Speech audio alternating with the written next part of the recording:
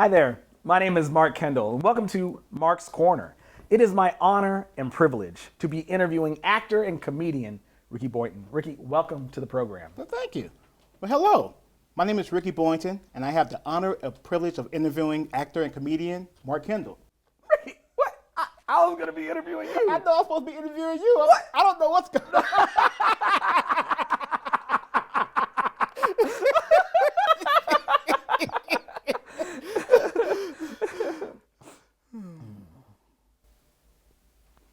Do you want to interview each other, I guess? Oh, yeah, sounds good. Yeah. Okay, cool. Great. What's the square root of 4,343,221.1? Give me a moment. Mm-hmm.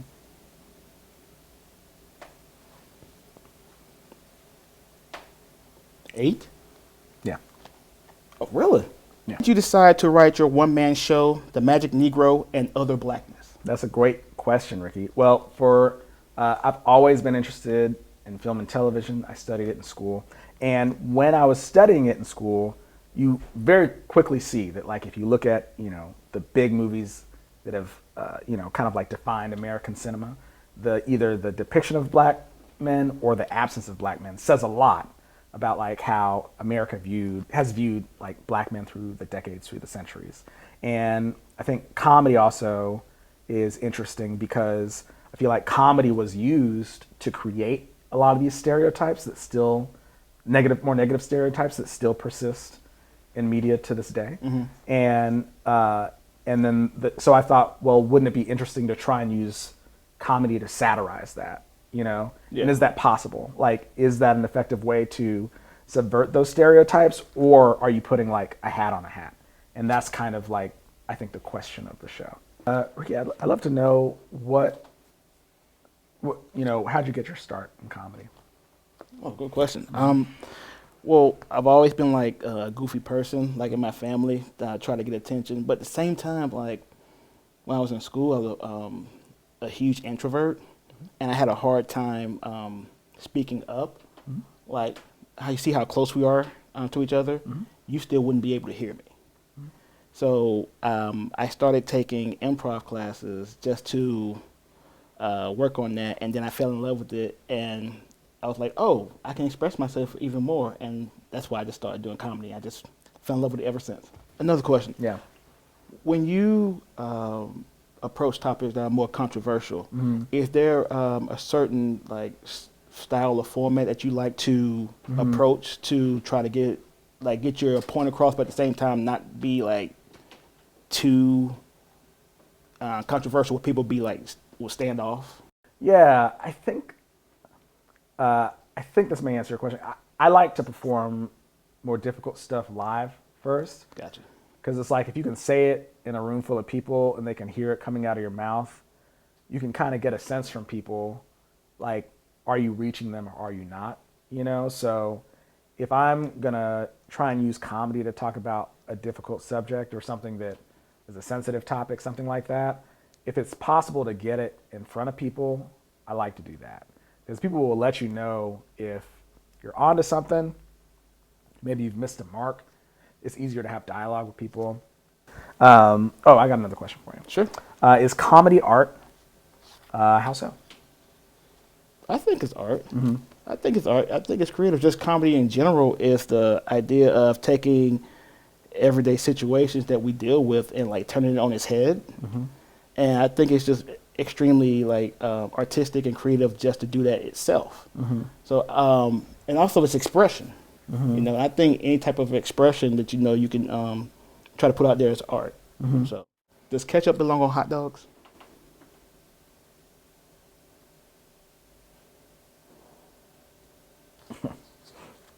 I mean, I didn't mean to offend you. No, well, you did, man. Well, I'm sorry. Yeah, I don't talk about that stuff. I'll talk about a lot of things, but that question went too far. I'm sorry. That's okay. Can I get a minute? Come on.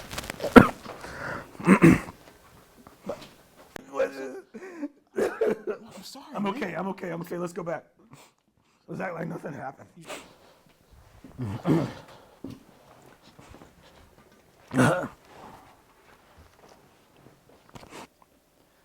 gonna do this now.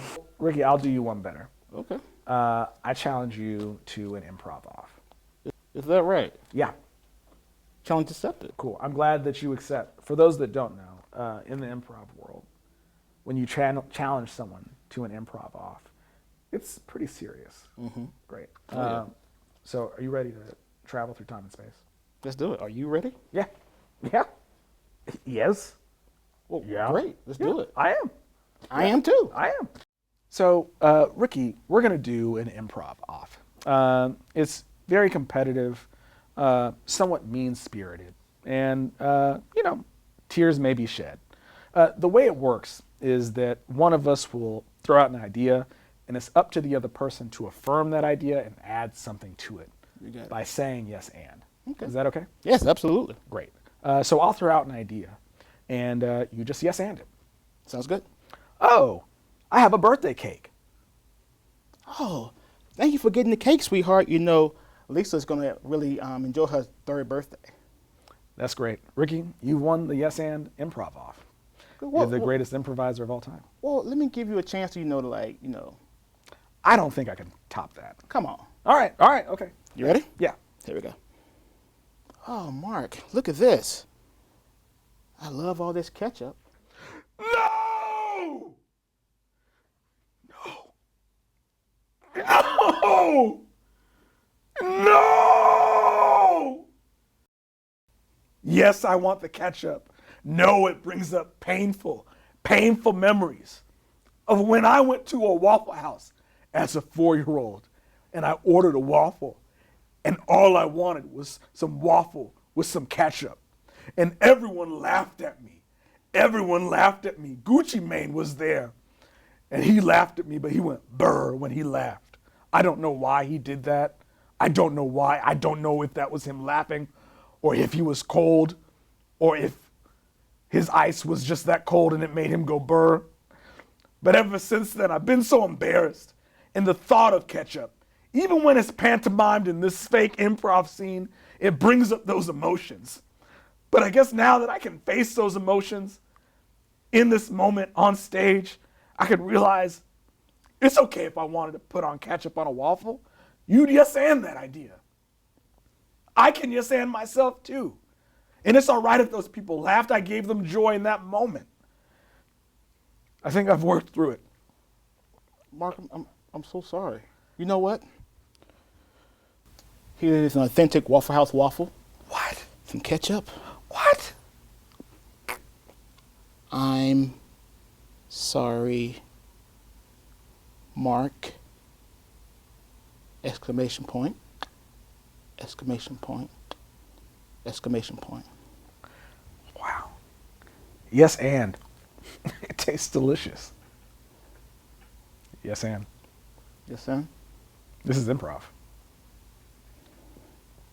I love you, Mark. I love you too, Ricky. This is the greatest day of my life. It's the greatest day of my life. Also, waffle on a ketchup is better than you would expect. Whatever you expect it is, it's better. I mean, yeah, because it's technically fruit. You know, it's fruit on a waffle. Yes, and. Thank you, Grandma, wherever you are. I know where you are. You live in Atlanta. I know where you are. You're fine. I hope you're fine. I know you're fine. She's fine. She's fine. She's fine. She's okay. Yeah.